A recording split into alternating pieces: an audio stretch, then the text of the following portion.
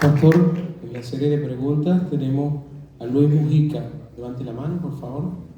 Luis Mujica dice, por favor, interpretar Juan 5:39. Leo de la Reina Valera 1960. Escudriñad las Escrituras porque a vosotros os parece que en ellas tenéis la vida eterna, y en ellas son las que dan testimonio de mí. Sí. Jesús está hablando con los líderes judíos que conocían muy bien el Antiguo Testamento, y esos líderes conocían muy bien la letra de la ley y aplicaban.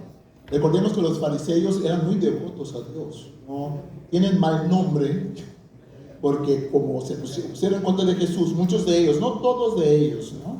Por ejemplo, los fariseos le dijeron a Jesús, salga de acá porque Herodes te está buscando para matarte.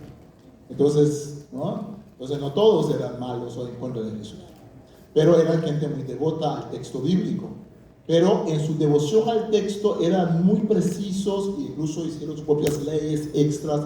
Entonces ellos buscan en la ley, en la Tanaj, decimos, ¿no? El texto hebreo del Antiguo Testamento, buscaban tener vida, porque todo el mundo quiere tener vida. Recuerde el doctor de la ley, el joven doctor de la ley que pregunta a Jesús, ¿qué tengo que hacer, ¿no? Para alcanzar la salvación, para entrar al reino de Dios? Entonces ellos también quieren, pero ¿cómo hacerlo? Ellos quieren hacerlo por vía de la ley, en forma muy minuciosa, cumpliendo, pero uno sabe que eso es imposible para el ser humano. Entonces lo que Jesús les está diciendo es que hay una cosa un poco chistosa o un poco triste, depende de cómo lo ves, que ellos al enfocar mucho la letra escrita, no están viendo las acciones de Dios enfrente de ellos. Están tan enfocados en la letra escrita que se limitan y no pueden ver que Dios está haciendo algo grande entre ellos. Entonces el texto tiene que ver que necesitamos la palabra escrita, pero también abrir los ojos a ver lo que está haciendo Dios. Y Jesús, claro, es la palabra con letra mayúscula.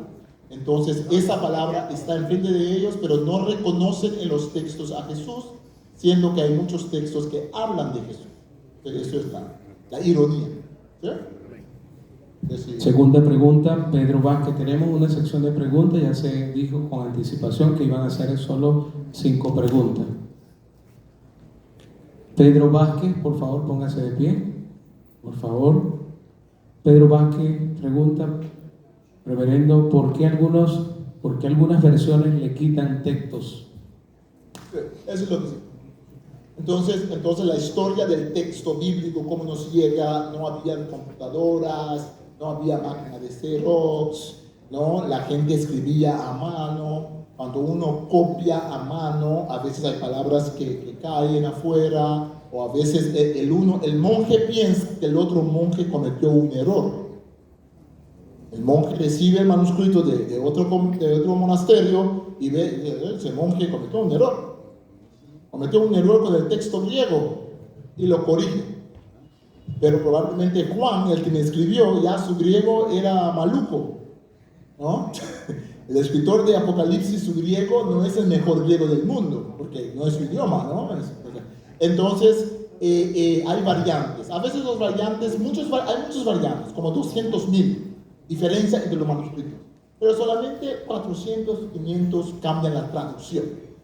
De esos no cambian doctrina, porque una buena doctrina cristiana no está basada solo en un texto, ¿no? Entonces no hay problema, ¿sí?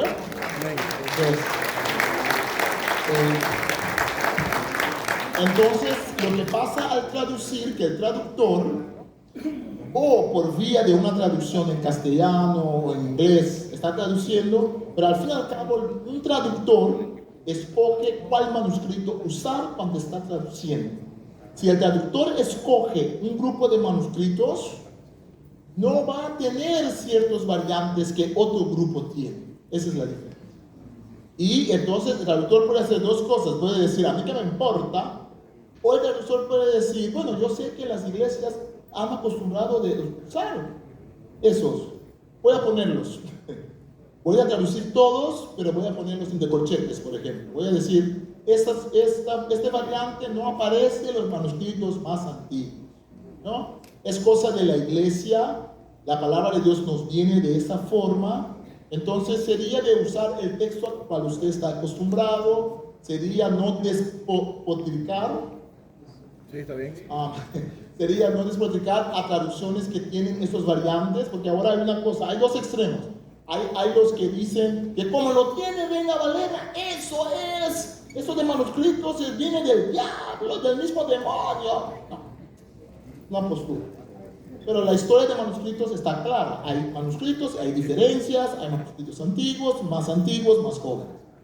El otro extremo es la gente que dice, ahora que me han enseñado sobre manuscritos, y que Reina Valera y Martín Lutero usaron los manuscritos que tenían a mano. Recuerde que cuando tradujeron ellos, tenían algunos manuscritos a mano. Después se descubrieron manuscritos más antiguos. En el siglo XVIII, XIX, encontraron más manuscritos mucho más antiguos. Por eso es la diferencia.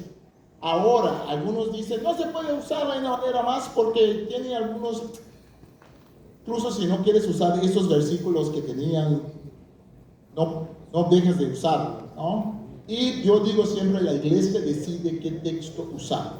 La iglesia ortodoxa usa el texto mayoritario de Reina Valera, y tiene otras variantes que usa. Es la iglesia que decide. El tema de manuscritos es muy complicado, pero no tiene que ser un tema para quitar la fe. Veámoslo en forma positiva. Que gracias a Dios que tenemos tantos manuscritos que dan testimonio de la palabra de Dios. Amén. Y esos manuscritos no afectan la doctrina, las cosas principales del cristianismo. Tercera pregunta, Carlos Ceballo. ¿Qué? Él le pregunta, ¿hay alguna versión bíblica en el mercado que la sociedad bíblica considere que no debería estar? Bueno, la sociedad bíblica como sociedad bíblica no tiene una opinión sobre eso. La sociedad bíblica como sociedad bíblica tiene sus traducciones que hacen en muchos idiomas, también los idiomas, digamos, de mayor comunicación como el español, el inglés. Nosotros somos los que producen la Valera de 60, tenemos la Valera contemporánea, la traducción del lenguaje actual. Estoy metiendo una cuña ahí, ¿no? Tenemos diferentes traducciones, ¿no? Y hay otras traducciones de otras agencias que también son muy buenas, ¿no? Entonces, pero déjeme decir ahora como traductor o como experto en traducción, una traducción que yo no recomiendo es una traducción como la del Testigo de Jehová, porque en esa traducción ha manipulado un poco la cuestión del texto griego para decir algo sobre Jesús, ¿no? Eso se ha comprobado. Pero ojo que los testigos de Jehová ahora no usan mucho esta traducción, usan Reina Valera también, en muchos países. Entonces eso ya. Entonces, por ejemplo, la gente a veces apunta traducciones católicas. Las traducciones católicas son muy buenas. Yo he trabajado con padres expertos católicos en el texto hebreo, el texto griego, muy buenas traducciones. Muchas iglesias no cambian el texto, lo que ponen en su doctrina en notas. Hay Biblias presbiterianas, por ejemplo, eso no quiere decir que cambiaron el texto, lo que pusieron en la nota es la doctrina presbiteriana, o hay Biblias pentecostales que ponen la nota. Entonces el traductor tiene que tratar de traducir dentro del margen de la exégesis del texto, y si hay aplicaciones de iglesia, eso te puede poner una nota cuando es una Biblia de esa iglesia. Las Biblias Orgánicas Unidas no son doctrinales, ahí ponemos solamente notas que son exegéticas, que todas las iglesias pueden usar. En el marco académico de estudios de la Biblia hay mucho consenso, o donde no hay consenso, hay mucho consenso sobre lo que no hay consenso. ¿Y por qué no hay consenso? ¿No? Entonces no son cosas doctrinales, ¿no? Entonces, en ese sentido, yo personalmente diría que esta versión de Watchtower, ¿cómo se llama en castellano? Torre de vigilancia, yo diría, no sería la versión del Nuevo Mundo, sí, no sería la mejor, porque yo mismo he comprobado, pero estoy hablando de la antigua, no sé si lo revisaron después, ¿no? Pero ellos usan otras versiones también. Pero como sociedades bíblicas no nos empeñamos tanto en decir qué no usar, nos empeñamos a decir qué usar, y nos empeñamos a que usted entienda que cada traducción tiene su meta. Por ejemplo, la traducción textual sigue un manuscrito, el sinaítico, ¿no? Entonces, eso también es otra discusión. ¿Vamos a traducir solamente de un manuscrito o vamos a cotejar con otros manuscritos?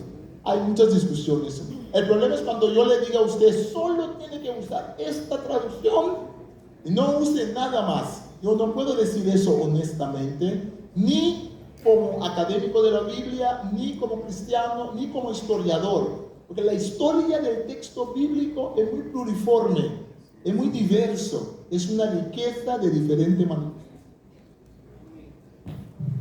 Cuando hablo demasiado, usted me tranca, ¿no? No me deja hablar demasiado. Hay una persona que hizo 2 preguntas aquí. Quisiéramos el puntual en uno. Dice, ¿cómo asimilamos el hecho de que algunas versiones modernas no tienen algunos versículos como Mateo 17:21? Es la misma pregunta, no sé si contesté. Es manuscritos, diferencia de manuscritos, manuscritos tienen variantes, ¿ok? Ok, esta ya usted la respondió. Para ¿qué opina de la traducción del Nuevo Mundo? Testigos de Jehová, ¿es confiable? Ya una respuesta acertada a eso. Ramón Farías nos pregunta, ¿en cuanto se traduce el nombre, se refiere a hombre y mujer? Ahora, en Efesios 4:11 se refiere también igual. Leo 4:11. Sí, por favor.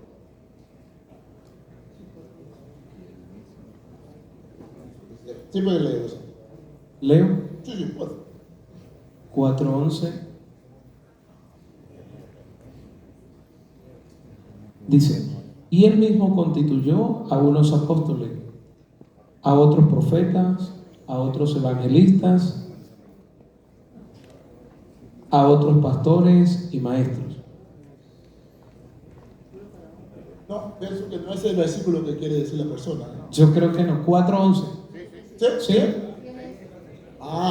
Ok, vuelvo a repetir la pregunta. Entonces, En cuanto se traduce nombre, se refiere a hombre y mujer, ¿correcto? Si quieren, ven a hacer. ¿Ese versículo? Creo que para ver si Escribe puede un ver poco más. apóstoles y apóstoles. Ahora es su chance para que predique un rato. En la traducción, cuando se refiere a hombre, usted dijo que se refería a hombre y mujer. Ahora, Efesios 4:11 dice que él constituyó a unos, Exacto. a otros, Masculino, unos, Exacto. otros. Se está Porque ahí no dice hombre, ahí dice unos y otros. ajá. ¿Es exclusivamente masculino? Ok. ¿O es abierto? Ok, está bien. Ahora sí, Está ahora bien. sí. Déjenos, no comiencen a gritar para pelearse, tranquilos.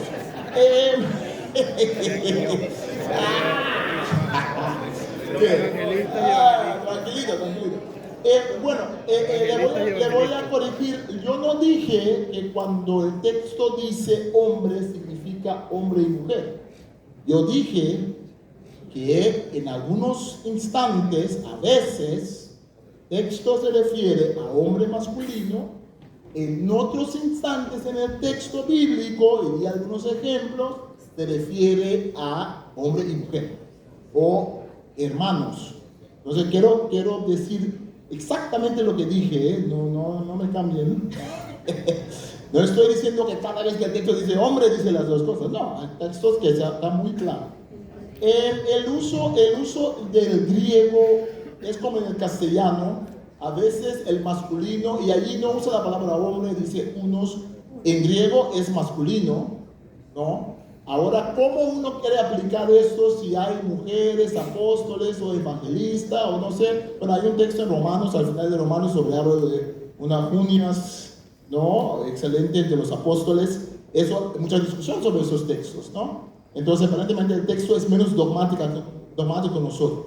Pero para hablar sobre el uso allí, no lo podemos decir en ese versículo. Usted lo puede decir desde otro versículo, pero allí el uso del masculino puede ser en griego, que puede referir a mujer o a hombre. En ese caso. ¿Por qué? Porque el uso en griego del masculino es muy normal. Entonces en griego todos somos los hermanos. Por ejemplo, en Hechos los creyentes se reunieron, es masculino. Pero Lucas no está pensando que solamente los hombres se reunieron.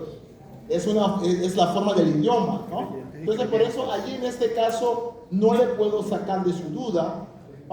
Contexto: el hombre que corría solo, después corría tras la mujer, después el león corría detrás de ellos. El contexto para tener este diálogo que no vamos a tener nosotros ahora, porque no cae bajo las sociedades bíblicas. Esa conversa que usted tiene que tener tiene que ensanchar el contexto, no solamente ver ese versículo, ver dónde está en Efesios y buscar otros textos sobre hombre y mujer, el liderazgo. Tiene que buscar más para interpretar. ¿Sí?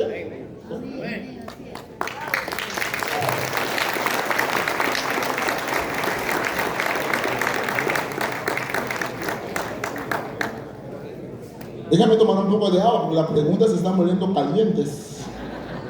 Sí. No, está bien. Una pregunta solamente, pastor. Una más, la última. No, termina de llegar a redacción. Dice, solamente los violentos arrebatan el reino de los cielos. Por favor, una explicación de Lindo texto, ¿eh? Los violentos.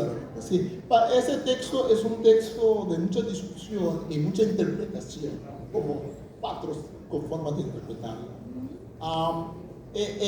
La palabra violento hay que pensarla no tanto en violencia, pero los que son activos. Enérgicos. Los que son activos, son agentes, no son pasivos, pero son agentes. Pero hay un elemento en el texto donde Jesús, algunos han usado este texto para armar revoluciones, salir con armas a pelear. Pero el texto aparentemente lo que está diciendo es que el reino de Dios no es pasivo. Jesús en muchos de sus parábolas nos deja ver eso. ¿Qué es el reino de Dios? ¿Un hombre que está sentado y le vienen a vender pescado? No, es un hombre que sale a pescar. ¿Qué es el reino de Dios? ¿Un hombre que está sentado y le trae la cosecha? No, es un hombre que sale a sembrar. ¿No? El reino de Dios siempre es activo, ¿no? Hay algunos casos donde parece ser pasivo, pero no voy a meterme. En este caso, entonces, el agente de la salvación es Dios al fin y al cabo, pero el quien es súbdito del reino de Dios tiene que accionar. Jesús dice en este pasaje que hay un elemento del reino que exige decisión, acción. No es suficiente pasivamente escuchar a Jesús hablar. Hay que tomarlo y hay que hacer algo con lo que Él está diciendo.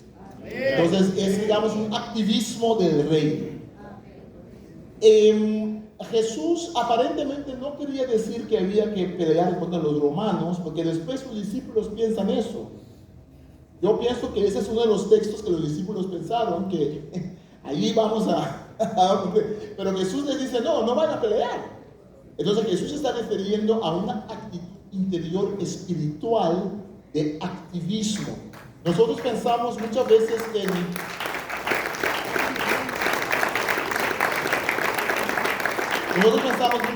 en qué no hacer. Por ejemplo, le preguntas a un hermano, ¿qué es el cristianismo? No tomar, no ir a la fiesta, no comprar algo de Navidad. No me meter en problemas. Esta es la casa. No hacer tal, no hacer tal. Definimos el cristianismo y hay textos que dicen que no hacer, pero hay más textos y digamos la fuerza imperante del cristianismo, su dinámica no es que no hacer, es qué hacer. ¿Sí? Es qué hacer. Entonces Jesús está diciendo que el reino de Dios tiene que ver con hacer. Y cuando haces, no haces otras cosas, pero hay una fuerza de hacer. Entonces el reino de Dios es para los que arrebatan y no esperan a que algo pase, ¿no? Y finalmente, pastor, finalmente, y que la persona nos dio dos preguntas aquí. ¿Cómo ha afectado las traducciones los descubrimientos del Qumran? Repito, ¿cómo ha afectado a las traducciones los descubrimientos del Qumran? ¿Cómo las traducciones? ¿Cómo el descubrimiento del Qumran ha afectado las traducciones? Exacto. Sí. Sí. Entonces los descubrimientos de Qumran lo que hacen que antes de los descubrimientos de Qumran, el texto completo hebreo que tenemos se llama el texto masorético. Los masoretas eran expertos judíos, rabinos que copiaban el texto. El manuscrito más antiguo que teníamos databa del siglo XII, 11 y pico. Está todavía en San Petersburgo, que antes se llamaba Leningrado, ¿no? Leningrado. Está en un museo ahí porque hay muchos judíos en Rusia.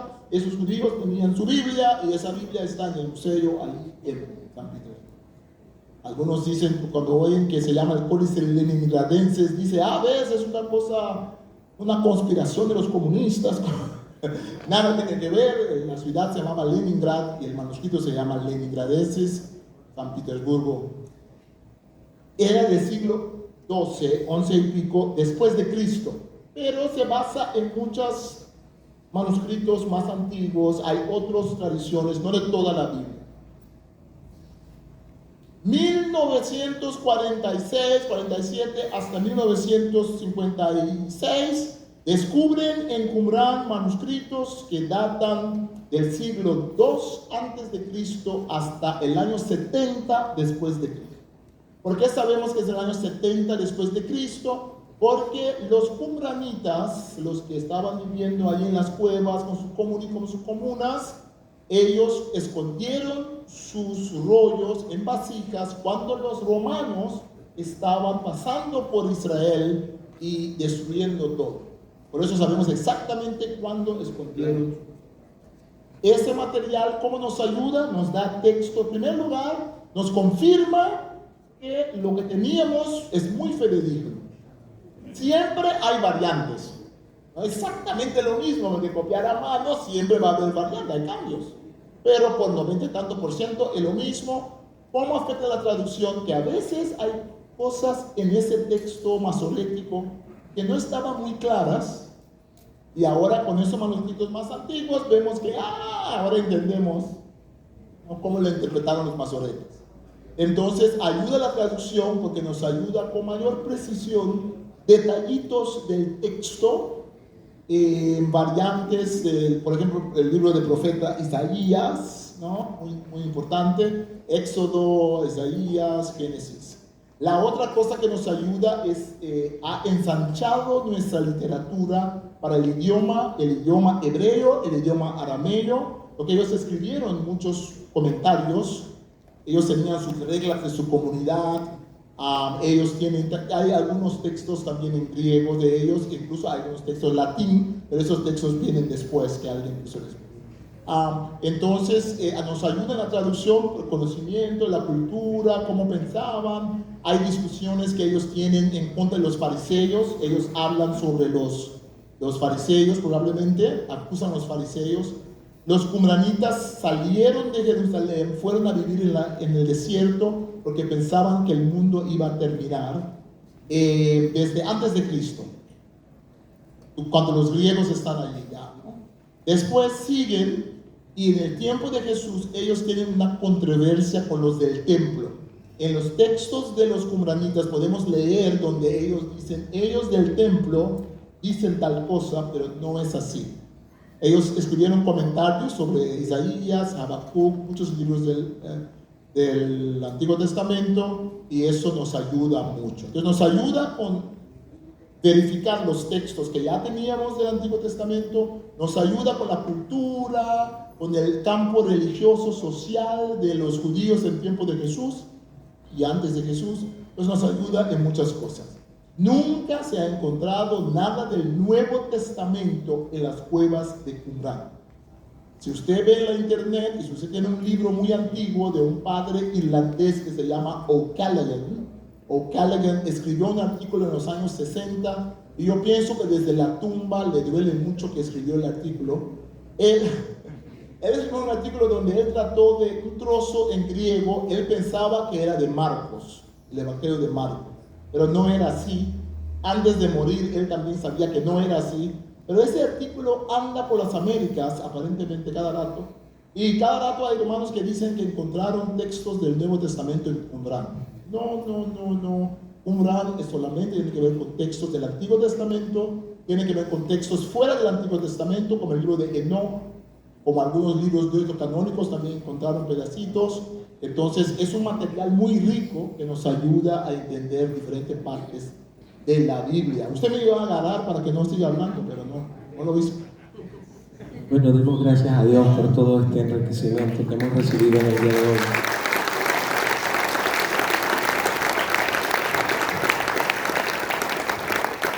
Reverendo, es un honor para nosotros, desde aquí, desde esta tierra llanera, darte las mayores bendiciones que el pueblo de Dios puede declararte a tu vida. No, pueden sentarse, gracias. Vamos a continuar con